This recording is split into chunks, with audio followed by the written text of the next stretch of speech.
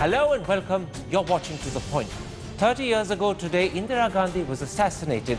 During her two stints as Prime Minister comprising 16 years, she presided over the Green Revolution, the defeat of East Pakistan, the emergency and Operation Blue Star. She also divided the Congress Party, acquiring in the process more power than perhaps any other Prime Minister. So if she began as a Gungi Gudiya, she clearly ended up as Empress of India. But behind the forbidding image of the politician was a petite, fragile individual with a wonderful sense of humor and a sharp eye for style and taste. So today we devote the entire episode to an assessment of Indira Gandhi, the politician, and her personality. Was she a great Prime Minister or simply a long-serving one? And was she a misunderstood woman?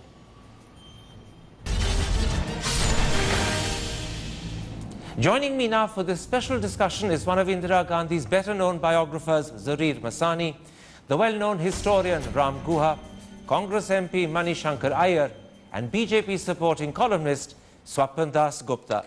Let's start with Indira Gandhi, the politician. Ram Guha, was she a great Prime Minister or simply a long-serving one? I mean, she had great moments. The victory in the 71 war was one of them. But on the other side, she did lasting damage to institutions. She destroyed the Congress Party, which was a decentralized, diversified organization, and she made it a one-person show. Her last months were marked by cynical manipulation of communal feelings in the Punjab and in Kashmir. And even the Green Revolution, which she's credited for, it's actually Shastri and C. Subramaniam who laid the basis for it. So she was a long-serving Prime Minister with some notable achievements and some absolute disasters. I'll come to many of those points that Ram has made in a moment's time. But first, Mani Shankar Iyer, why do you believe polls repeatedly suggest that she's considered India's most successful politician? What were her qualities that are recalled 30 years later with such admiration? Courage, decisiveness, a willingness to take risks, a readiness to stand up for the dignity of India. There are several examples of this, which if given an opportunity I'd like to share with you. But I think it is these qualities that are remembered. Yes, it's true she started as Gungi Gudiya, but unlike your headline, I think she ended up more as Ma Durga than as the Iron Lady. The Iron Lady is a sobriquet given to Margaret Thatcher. But I think it was her 1971 December moment that will remain forever as the iconic symbol of Indira Gandhi. That's actually when the Economist called her on their front cover Empress of India. On the other hand, Vajpayee called her Durga, in Parliament, in fact. Let's now come to specifics. Zarir Masani, most people believe her high point was the Bangladesh crisis of 70-71, which culminated in the surrender of East Pakistan and the creation of Bangladesh. How much of the credit goes directly to her for that achievement? Very little, I would say. I think the most of the credit goes to the relief organizations which provided aid to the Bangladesh refugees and to the Indian army, which actually won a very handsome victory over the Pakistani army, which was very much in decay. I don't think Mrs. Gandhi personally, apart from making the political decisions, which were pretty much forced on her by the refugee situation, I don't think she had much impact on that. And I think as against that, as Ram Guha very rightly pointed out, she had a very devastating and adverse impact on institutions like the Congress Party and other institutions to do with the rule of law and civil society in India. You know, Swapan Das Gupta, in contrast to what you've heard from Zarir Masani, historical accounts suggest that she had the wisdom to give Field Marshal Manekshaw the time the army needed to prepare for the Bangladesh invasion. And then secondly, she had the skill to conduct tireless international campaigns so that India had the most widespread international support for its stand.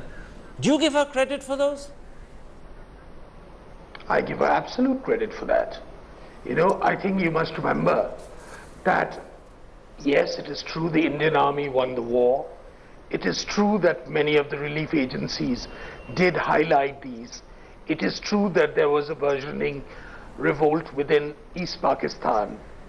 But the political decision ultimately that we can afford to dismember the Pakistani state, that we can afford to extricate East Pakistan out of the Pakistan orbit. These were hard, tough political decisions backed by public opinion within India, and she had the courage to take that decision and carry it to fruition. At that particular moment in time, I think Indira Gandhi symbolized Indian nationalism in its totality. She epitomized all the strands and won for India the first major victory, I think, in over 1,000 years. And for that, she's going to be remembered. Two quick questions. First, Ram Guha, was she wrong to stop the war after the fall of East Pakistan? At the time, many critics said that she should have fought on in the West and sorted out Kashmir once and for all. Or do you think if she had done that, it would have brought on repercussions internationally that India would not have been able to handle? Well, I'm not really an expert on military history, so I can't really answer it. But I want to pick up on two things that Chopin said. One, I want to agree with him, that there was a kind of inclusive nationalism. People should be reminded that it was Jayaprakash Narayan, who just 2 years later became her bitter enemy, who campaigned in Western capitals on behalf of the Bangladeshi refugees. So, in a moment of crisis, all the strands of political opinion came together. The other point, of course, is an old disagreement between Chopin and me. 1,000 years ago, there was no India. So to say this is, of course, it was a notable victory, it was a memorable victory. Indira Gandhi's decisive leadership played a part in it. But to think that that victory avenged 1,000 years of imaginary humiliation at the hands of invaders, I think is really crowd cuckoo land. Okay, but let's come back and focus sharply on Indira Gandhi. And let me put that question to you, which Ram, in a sense, didn't answer. Do you think there was any justification to the criticism by her contemporaries that she should have carried on fighting in the West, sorted out Kashmir, or would she have invited repercussions India simply would not have been able to handle? I'll put that to you because you're a diplomat. She was far too intelligent and to allow herself to be distracted by an invasion of West Pakistan or the part of Kashmir that's held by Pakistan. She had one objective in mind, the liberation of the people of Bangladesh from the kind of oppression to which they were being subjected and repulsing the Pakistani invasion of India, which is where the armed struggle began. And therefore, she fulfilled her objective and had the wisdom to not go beyond that objective. Zareen Masani, the second question is this. Was her handling of the Simla summit, where she trusted Bhutto's word and then was let down by him, an error of judgment, or did she have no alternative but to accept what Bhutto said at face value? I don't think she had much alternative, because clearly it was not in India's interest to totally destabilize Pakistan. The idea was a stable West Pakistan was in India's long-term interest, and I do agree with Manishankar Iyer on one point, which is that she was intelligent enough not to have dreams about destroying Pakistan altogether and annexing it or whatever. So I think she was pragmatic. I think she was essentially a pragmatist throughout her political career, and I would argue she was much too pragmatic when it came to bolstering her own power. And I think she did use the Bangladesh crisis and the war and the victory to actually cash in on a lot of chauvinism to bolster her own more authoritarian aims. Okay. Now, Swapan Dasgupta, if Bangladesh is considered her high point, 3.5 odd years later, the emergency in 75 was very definitely, for most people, her low point. At that moment, do you believe she was simply fighting for her own political survival? Or do you accept that Jayaprakash Narayan's alleged call to the army and the police to disobey so-called illegal orders created or at least threatened a serious law and order situation which justified the emergency? No, she wasn't preparing.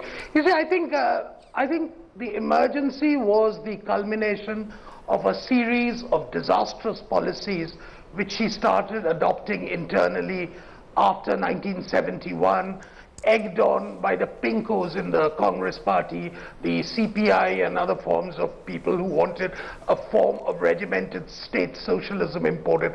And that economic experiment led to growing inefficiencies within the state and which created the political crisis, which created the economic crisis, which manifested itself. Her way of trying to cope with that crisis was heavy-handed, it was manipulative, and she grossly underestimated the extent to which shrinking opportunities, rising aspirations played a role in Jayaprakash Narayan's revolt. To that extent, I think it was a complete misreading of the situation, just as she misread the situation vis-a-vis Pakistan during the Simla Accord. Ram Kumar, let me put two questions to you. First of all, many people believe that during the emergency she became very influenced by Sanjay. Others said that she actually came to be under Sanjay's control. A, do you believe that, and was he therefore her Achilles heel? Well, I think she had several Achilles heel. A dogmatic belief in nationalization of key industries was one of them, and I'm glad Shaukat alluded to that, because in the early 1970s, the time had come to liberalize the I'll come to nationalized industries in a moment. Ram, I'm stopping you. I'll come to nationalized industries in a moment. Stick to the emergency. All right. So on Sanjay Gandhi, she was extremely dependent on him. He was the second most important person in the country. Many of the excesses of the emergency were a direct result of his policies, and crucially, the only time during those 18 months that she did not consult Sanjay was when she ordered the lifting of the emergency and the calling of fresh elections. Because something called within her, it may have been, Western criticism, it may have been a long submerged democratic instinct, but it's fascinating. That's not the one thing she did not consult Sanjay about, because Sanjay would have said, we are ruling, the opposition is in jail, the public is quiescent, why are you lifting the emergency? You've actually taken the second question out of my mouth, and this is what I was going to ask you. Do you think she came to regret declaring the emergency, and that she therefore called the elections in 77 knowing she would lose? In other words, was this an attempt at atonement? Well, we don't really know. It was an attempted atonement, but on the other hand, I think she had been told by her intelligence agencies that she was going to win comfortably. It often happens to authoritarians who are rather removed from public opinion. Frankly, I think she still believed that the people loved and worshipped her as they had done in 1971-72. There was some atonement, but I don't for a minute think she thought she would lose the elections. In her second stint in office, she had to handle the Sikh unrest, which culminated in Operation Blue Star. As you look back on it, was Operation Blue Star the only course of action open to her, or did she have an alternative, as some critics said, which was to flush out the militants by cutting off all access to power, water and food? I think it's entirely possible that she could have attempted to flush them out. But the situation at that time was such that there were a very, very large number of inhabitants of Punjab who would besiege Amritsar and the Golden Temple if it was known that some particular kind of action was going to be taken. So I think she was faced against her will by a choice between a surgical operation and a siege that would last endlessly before it gave results. So in that sense, she was presented with a Hobson's choice. But I think, although General Brar is now related to me, and I've always had high regard for him, that the army should have insisted on more time to undertake the intelligence operations that are required in order to ensure a surgical operation.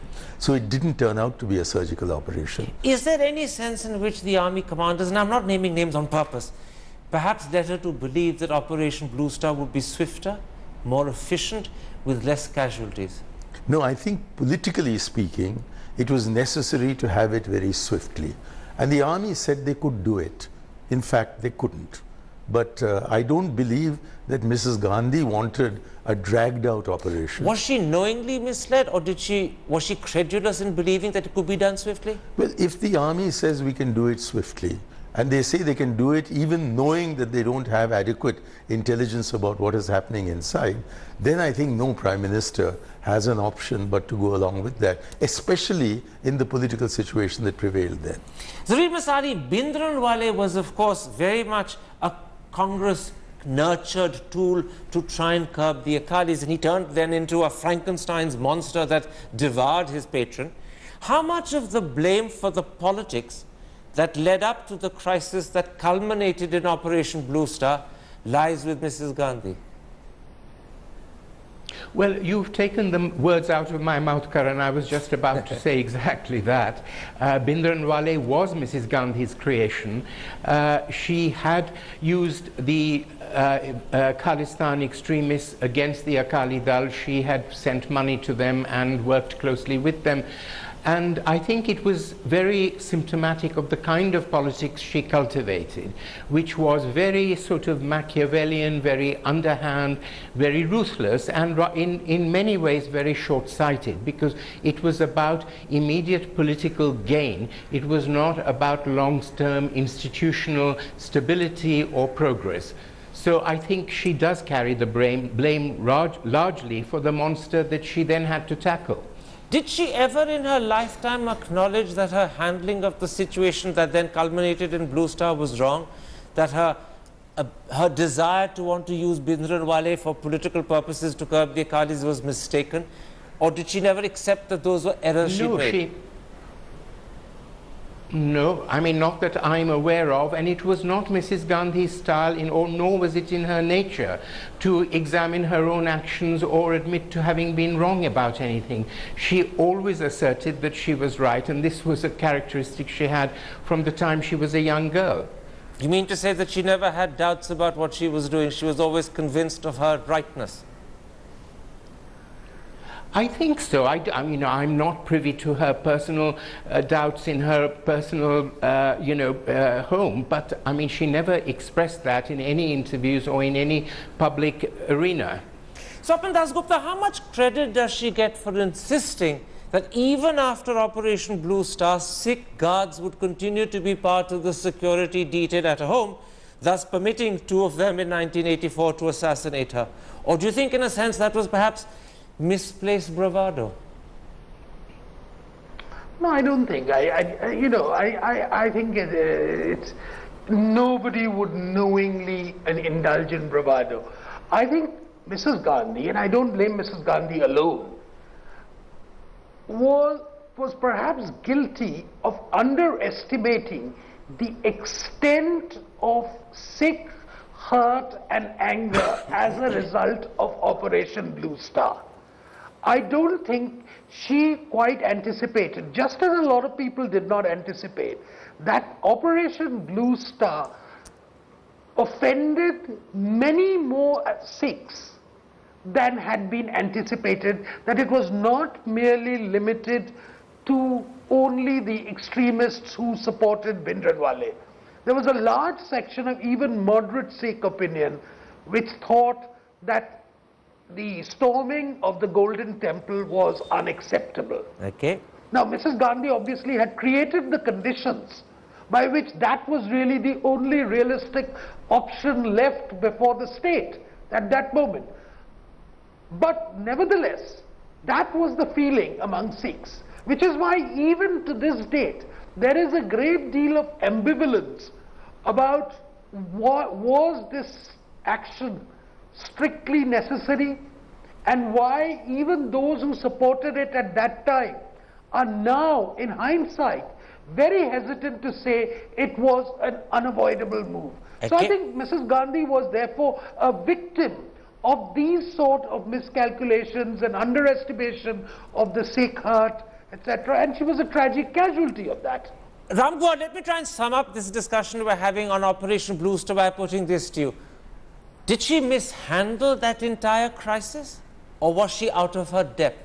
Or are both of those erroneous conclusions? Well, I think she first mishandled it and then found she was out of her depth. But a sub-nuance, it was not only her. Gyari Zail Singh and Sanjay Gandhi were very much active in promoting Bhindranwale, number one. Number two, after Bhindran, you remember when an Inspector General of Police called A.S. Atwal came out of the Golden Temple with Prasad in his hands, and he was killed by a terrorist who then went into the temple. This was in 1982 or 83. That was the time when she could have gone in and flushed out the terrorists who were there.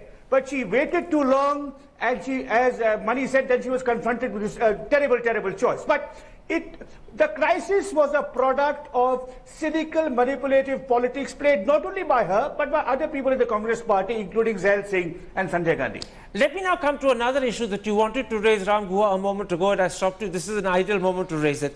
When we're looking at her handling of the Congress party, do you accept the view that her tight control of Congress, A, decimated internal party democracy within the party, and B, ended up reducing India's oldest political party to an appendage of the Gandhi family? Absolutely. And, you know, because she destroyed state units. In Nehru's time, state chief ministers were powerful. People like Chavan, Kamaraj, Nijalingappa, you know, they were important figures. You know, Nehru could nominate chief ministers. It was local legislative assemblies who chose their own chief ministers. You had vigorous state units. That's how Gandhi and Patel built up, and Kamaraj built up the Congress as a great decentralized national party. And she centralized all the power in herself. Now, it's quite interesting. It's early to say, but it's possible that Narendra Modi is doing something similar to the BJP, that as Indira Gandhi once did to the Congress. This will offend people both in the BJP and the Congress, but I see some striking similarities, because the BJP is a vigorous, decentralized party machinery, and now it's just one man. True. Indira Gandhi used to campaign in state elections, and it was only about her. It was not about the local party or policies. And likewise, Narendra Modi. So it's very interesting. I hope, people in the BJP who respect the importance of inner party democracy are made aware of these parallels, but I see striking parallels. I'm going to come back to Indira Gandhi. I want to keep our focus rigidly on Indira Gandhi. There's an article on the op-ed page of today's Hindu, Mani Shankar Iyer, which says that Indira Gandhi, both as Congress president, then as Prime Minister, personalized power. She ensured that she was the repository of power, and in the process, she deinstitutionalized power. She took it away from institutions. Would you agree with that? I've seen that article. I don't agree with it. Because I think what we need to remember, and what I'd hoped Ram would underline, is that all these great state leaders that he mentioned were the very ones who threw Mrs. Gandhi out of the Congress party. She had no Congress party left. She had to form a Congress party out of the parliamentary party. It was then called the Congress ruling. And subsequently, when she was once again thrown out by the Congress party, again by these great satraps from the states, she had to form yet another party that came to be called the Congress I. So in the circumstances in which she was, where she was fighting with her back to the wall and didn't have an organization, she built up that organization, and inevitably there would be a certain element of centralization about that. But the party was destroyed by these same Nijalingappas, not by her. So your judgment is that the centralization was inevitable because of the circumstances, not deliberate and intentional? Yes. Zareen Masani, more than Nehru, people say she actually started the tradition of dynasty. She first wanted her younger son Sanjay to succeed her. When he died, she wanted Rajiv to succeed her. 30 years later, is there any justification to those decisions, or were they just simply undemocratic, full stop? I would say his only legacy to India has been this appalling dynasty that she's left behind, which is dragging the Congress down, which is the only secular liberal alternative to the BJP, and it's been blocked by these dreadful dregs of the Gandhi family whom they can't get rid of. I mean, comparing her with Nehru, I think Nehru did have dynastic tendencies. Let's not forget that Motilal Nehru handed over the Congress presidency to Jawaharlal in 1930 at the Lahore Congress. Nehru certainly contributed to Mrs. Gandhi becoming Congress president in 1959, and I think he let it be known that he would like her to be pretty senior in the succession to him. And he did promote his sister Vijaya Lakshmi Pandit into all kinds of plum diplomatic jobs. So I think she then took that a stage further and had this kitchen cabinet, which was dominated by by Sanjay, who, was, I think, to a large extent responsible for the atrocities during the emergency and so on, and for the kind of situation which forced her to call the emergency. A lot of the opposition to her that built up was because of Sanjay's corruption. So, but I want to move on. turning to her handling of the economy, on the one hand, she presided over the Green Revolution, although, as Ram pointed out, the credit perhaps goes to other people, not her. But on the other hand, she left behind the license permit Raj in a very, very tightly controlled economy. Would you say that her economic handling was one of her weak points, not her strengths? It was a disaster.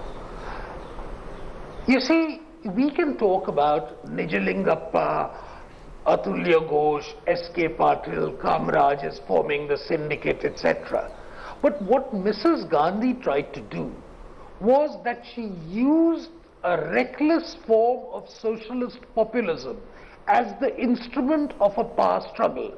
The nationalization of banks, to begin with, was a completely knee-jerk reaction, equivalent in nature to VP Singh's implementing the Mandal Commission report as a response to a rally by Devi Lal. It was almost akin to that.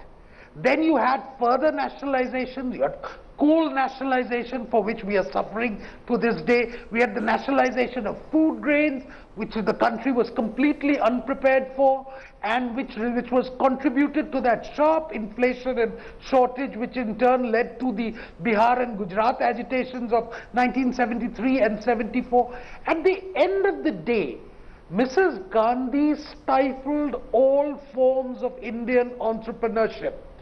She took state control, and inefficient state control, to macabre heights. And the disaster, for me, I think Mrs. Gandhi really falls in my esteem, because this was a missed decade as far as India was concerned. By the time she was assassinated in 1984, India had missed the bus. Let me bring you in very quickly before I go to the others. I could see that you were nodding in disagreement with Swapan as he was speaking. Do you want to put an alternative answer to that question? Was economic handling her weak point? Not at all. I think it was her strongest point. You have to place the steps that she took in the context in which she took it. In 1971, we had had a series of 3 wars. In 62, in 65, in 71. Between 61 and 71 was the lost decade. And the economic consequences of this came very sharply down upon her. And it was in that context that she undertook steps which are still being preserved today, notwithstanding the Chopin Das Guptas of this world. The bank industry is still nationalized. The entire program of Jan Dhan is only possible because the banks were nationalized. Equally, the problem with coal is not the fact that it was nationalized, but that there were attempts to open it up on the edges to the private sector. So I'm afraid Chopin, as usual, has got it all wrong. Okay, let's extricate ourselves from that difference of opinion over Mrs. Gandhi's handling of the economy. I want to try and ask you people for broad conclusions about her overall political performance before I take a break, and then come back and in part 2 talk about Indira Gandhi, the personality. Ram Guha, did anyone think in the early 60s that Indira Gandhi would be Prime Minister and called Gungi Gudia in 66, end up in 71 as the Economist called her Empress of India, only to lose power in 77, bounce back in 80 and get assassinated in 84? It seems to me when you look at her political career, it's not just full of surprises, but it has dramatic highs and dramatic lows. Well, the answer to that, Karan, would be nobody thought, least of all herself. In April 1964, she writes to her close friend Dorothy Norman, "I wish to move to the United Kingdom," because both her sons were there. And then, of course, Nehru dies, so she has to stay behind. Shastri includes her in the cabinet as a gesture. By the way, a small correction to Zareen Masani. Nehru had made it clear from 62-63 that it would be Shastri who would succeed him. And had Shastri lived another 5 years, we would not be having this conversation. Yeah, if Shastri had lived another 5 years, he died very young, you know, Indira Gandhi may have been, Rajiv Gandhi would have been in private life, Rahul Gandhi would have been in the corporate sector, Sonia Gandhi would be a contented mother and grandmother. So it was really a series of accidents. She was not destined to be Prime Minister at all. A month before Nehru died, she wanted to move to London. Now, what do we make of that? Absolutely, you're absolutely right. That was revealed in her letters to Dorothy Norman. There were other aspects of her personality that were revealed in those letters, which I'll bring up in part 2. But let me put this to you meanwhile, Zarir Masani. Another judgment that could be made of Indira Gandhi is that while she was a superb politician at winning elections, she was a very poor stateswoman with little vision of what to do with the enormous power she acquired. Would you, as her biographer, agree with that judgment? Yeah. Yeah, I must take issue with Ram Guha on the point about Shastri, because I think Nehru, my view is that Nehru saw Shastri as a stopgap who would keep the seat warm for Indira. It was a bit too soon for her to actually step in. Okay. So I think that was part of her agenda. She wrote things in all her letters and said things to people which didn't reflect her real intention. So I wouldn't go by her letter to Dorothy Norman. But her actions spoke louder than her words. What about she now was my very question? Keen under Shastri. What about, let's leave that Sorry. aside. What about my question that she was a superb politician and great at winning power, Yeah. but a poor stateswoman Yeah. with little vision of what to do with that power? Absolutely. I think she was a supreme politician if you look at politics as basically gaining power for individuals. And that she did without, in a way that no one could have anticipated how successful she would have been. I think the consequence of being so ruthless, of having no limits on the kind of things she was prepared to do for power, Okay. meant that the nemesis was also rather dramatic and tragic. So she brought on a tragic nemesis, I think, and I think she had a statesman-like vision. I disagree with a lot of the things Nehru believed in. I think he was responsible for the socialism which came in the late 50s, Okay. and she simply carried on. But I do think, so I don't think she had a statesman-like vision, but I think she was a superb master politician. All right, I'm going to take a break at that point. You seem to be suggesting when you say that she was responsible for her nemesis that there was an element of the Greek tragedy about her, where heroes are often responsible for their own downfall. We're going to take a break, and then we're going to come back and talk about Indira Gandhi, the individual, the personality. She was, on top of being Prime Minister, a fascinating woman. Join us in a moment's time for a little bit more.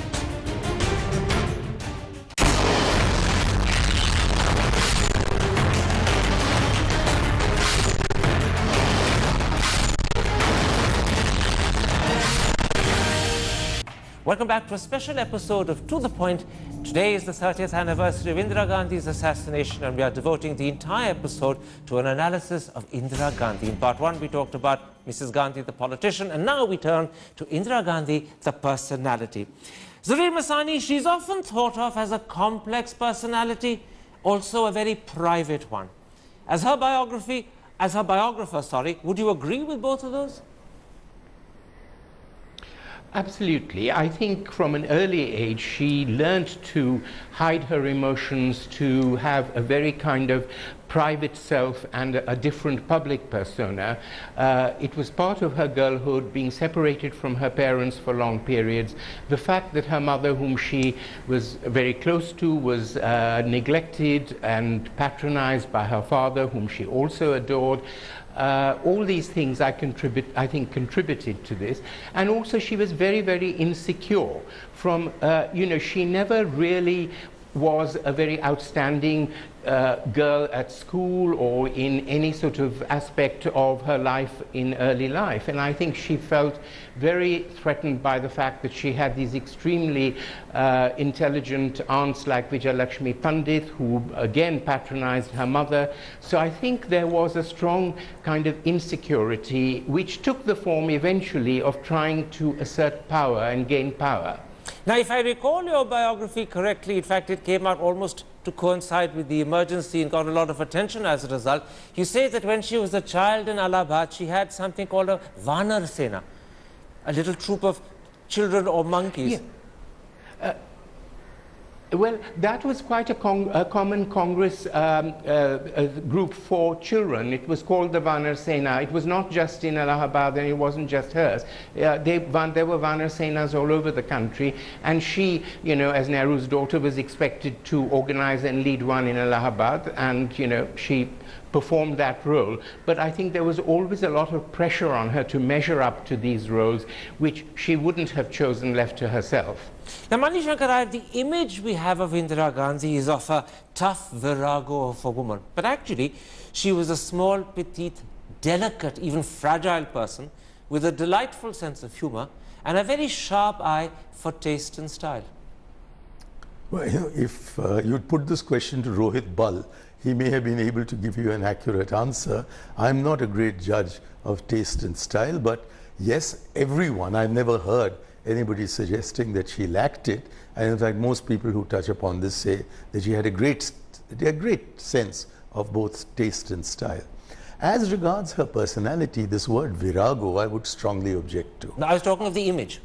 Well, the image is completely wrong in that case. What she was notwithstanding her physical frame, she had inside her a tremendous inner strength. She had a tremendous confidence in herself.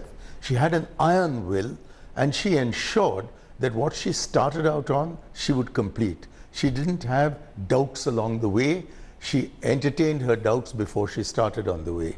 And therefore, I would again completely disagree with Zarir Masani's assessment that she was a great politician but a poor statesman. A poor statesman is going to supervise over the Green Revolution. A poor statesman will stand up to both Johnson and Nixon as well as Kosygin and Brezhnev. I take your point, but you know, you mentioned Johnson and Nixon, and what comes to my mind are the pictures when she traveled to the White House. Immaculately dressed, beautifully coiffured hair. That was also very much a part of Mrs. Gandhi. She always ensured she looked her best, and the nation felt proud when she went abroad. Absolutely, absolutely. Now, you mentioned, Ram Gua, the letters to Dorothy Norman. In fact, one of the things you discover when you read those letters is that she often felt claustrophobic. She often felt almost choked. In one of her letters to Dorothy Norman, she describes herself as a caged bird. Was she at times an unhappy woman? Absolutely. I mean, Zarir has talked about her upbringing, which made her lonely, being patronized by her aunts. But I'd like to just, if I may, share a fascinating detail about her personality that I found in the archives. You know, you mentioned her aesthetic side. She also had an abiding interest in ecology and nature.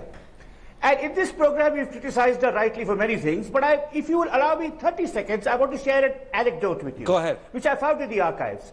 In the year 1969, Ritwik Ghatak had been recommended, the great Bengali filmmaker, Ritwik Ghatak had been recommended for a Padma Shri or a Padma Bhushan. And this was being discussed in the Secretariat, and I found this in fact in P.N. Haksar's papers. And some Babu found that in 69, Ghatak, under the influence of the Naxalites, had referred to Mahatma Gandhi as Shala Shuar ka Bacha, the son of a pig. And immediately plans were afoot to cancel his Padma Shri and Padma Bhushan. All the bureaucrats, including Haksar, were acquiescent in this. But luckily Indira Gandhi saw the file.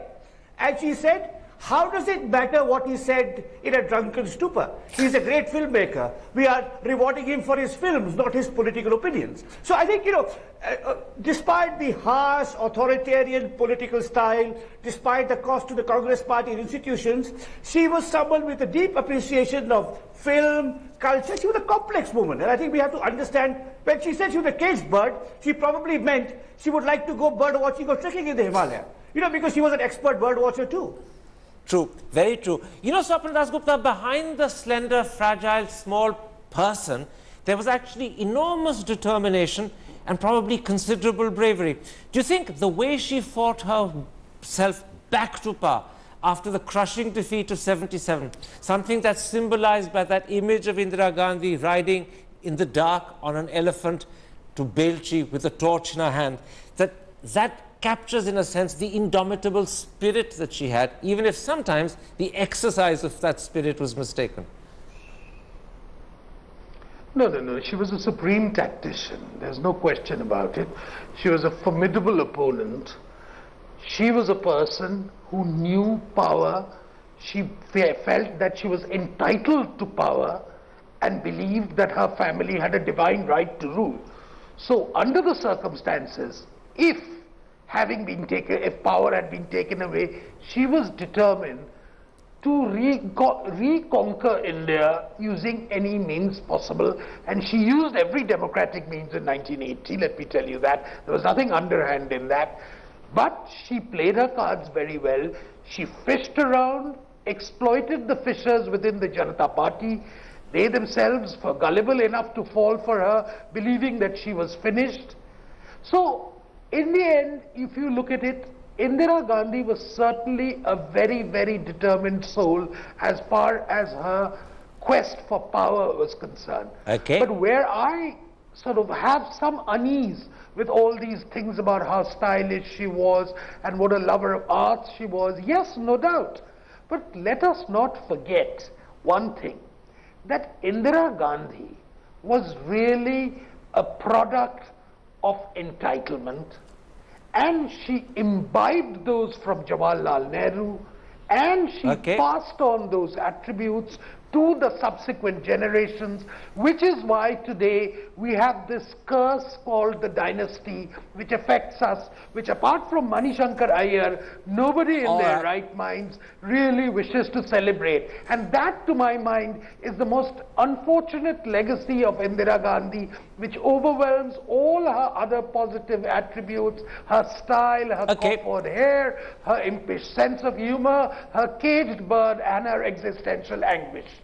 I'm going to move on to another aspect, Zahir Masani, of her personal life. What sort of marriage did Indira Gandhi have? Inder Malhotra, who's another one of her biographers, calls it the first major decision she took on her own, which at least initially her family didn't approve of. Was it a happy marriage, or does the fact that she lived for so many years with her father actually prove it wasn't a very happy one? I think one needs to go one step back, Karan, because Feroz Gandhi was a kind of hanger-on of her mother, Kamla, and was very romantically attached to Kamla. And I remember Nehru saying to my father on one occasion, "Minu, can you imagine anyone being in love with my wife?" in front of Kamla. And my father very gallantly said, "Yes, of course, I would." But it was about Feroz Gandhi that this remark was made. And when Kamla died, I think Feroz and Indira were brought closer together, and somehow that bond grew. So I don't know how much it was a kind of romantic love, but she definitely, I think, associated him with her mother and the love he'd had for Kamla. I think after the marriage, very soon it became clear that Feroz had a roving eye, and he was not faithful to her, and she found that difficult to accept, and eventually he found it difficult to accept living in the Prime Minister's house because he was increasingly critical of Nehru's policies in Parliament. So it made sense, he felt he couldn't live in Nehru's house and go on criticizing Nehru's ministers, so he moved out, and Indira decided not to move with him and to stay with her father. And I think that was part of a decision on her part to now embrace political life and political power because her marriage had failed. Okay. So that is in fact your conclusion, that though they never divorced, it was a failed marriage. Oh, completely. I mean, everyone who knew them knew that. And I mean, they openly, Feroz was openly with other women. I mean, there were rumors about Indira and other men, but none of them have been confirmed. And there was no doubt that she didn't want a divorce because she still felt, and I come back to this, she was going to have a political future, and divorce did not fit within that. Now, Manishankar Iyer, her last year saw a lot of personal tragedy. She lost her son Sanjay, who she adored, in 1980 in a dreadful plane crash, and that must have been a terrible blow. But then rapidly there followed the collapse in relationship with Menaka, the breakup of the family. I know you weren't there at her side, but this must have been extremely difficult for Indira Gandhi, and yet she bore it with enormous stoic fortitude. I can only agree. But can I just refer back to her relationship with her husband and say that although I didn't know either of them, when I was working with Rajiv Gandhi, on 2 or 3 occasions, the questioners would ask him about his father. And I was struck by the way his entire face would light up, and he would talk about some of the greatest days in his life, having been lying under the underbelly of a motor car along with his father, checking as a motor mechanic would what was happening inside that motor car. In fact, so both sons learned from their father how to use their hands. I think the children, at least I don't know about Sanjay, but Rajiv may have been deeply influenced by her politically, but I think in many of his value systems and in his affections, he was deeply influenced by his father. Ram Guha, undoubtedly Indira Gandhi's was a horrible death.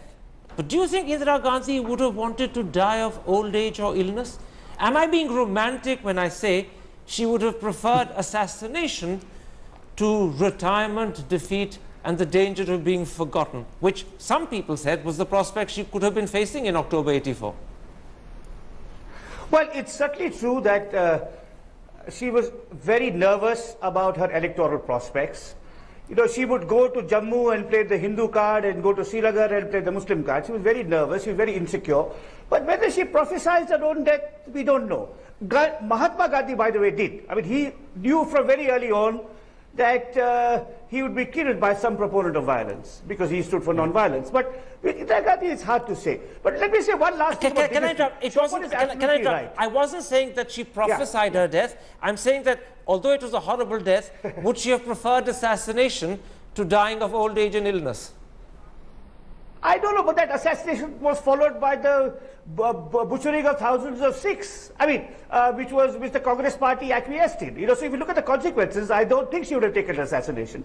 But let me make one last point about dynasty to add to what Chopin said. That is really what she gave India, a dynasty, but not just a dynasty in the Congress party. Because if Indira Gandhi had not promoted her sons in India's most famous and oldest party, Karunanidhi may not have promoted his sons, Bal Thackeray may not have promoted his sons, Prakash Singh Badal may not have promoted his sons. So the dynastic democracy that we have had largely become is directly... Oh, we've lost Ram Gua at that particular point of time. I can't believe it. What a shame. Very quickly, Swapan, we have only 30 seconds left before this episode ends. I know you're not an admirer, but you're not altogether a critic of Indira Gandhi either. In 30 seconds, what's your verdict on her? I think she happened to be a prime minister who India had. Rather than fantasize about what she could have been, I think it's best to just look at her legacy for the moment. Unfortunately for us, the legacy is not very encouraging. But at the time in which she operated, she was indeed a very, very popular prime minister. So I think history will judge her far more cruelly than her contemporaries did at that time. A quick word from you. How strongly do you disagree? With Chopin? Yeah. I think history will begin, as it has already done to understand this Prime Minister. You asked at the start of this program whether she was a misunderstood woman. I think that's a very sexist question to have put. She was a much misunderstood Prime Minister, and as we go down and books about her come out and her period come out, it turns out more and more that she was indeed both a great Prime Minister and a great woman. I've got you back, Ram Gua. In 30 seconds, what's your verdict on Indira Gandhi? It's a bit journalistic, that question, but in 30 seconds, Ram, I'll go to Zareed and I'll go to Ram. Ram will be mic'd up by then. Zareed, 30 seconds, your verdict on Indira Gandhi. I think she was a consummate politician. She was undoubtedly popular for periods, but extremely unpopular at other times, and whenever she lost popularity, she used authoritarian measures. Okay. And I agree with Swapan and Ram on the fact that she left a very shallow legacy, which is mainly dynastic. Very quickly, Ram, literally in 15 seconds, your verdict on Indira Gandhi. Just 15 seconds.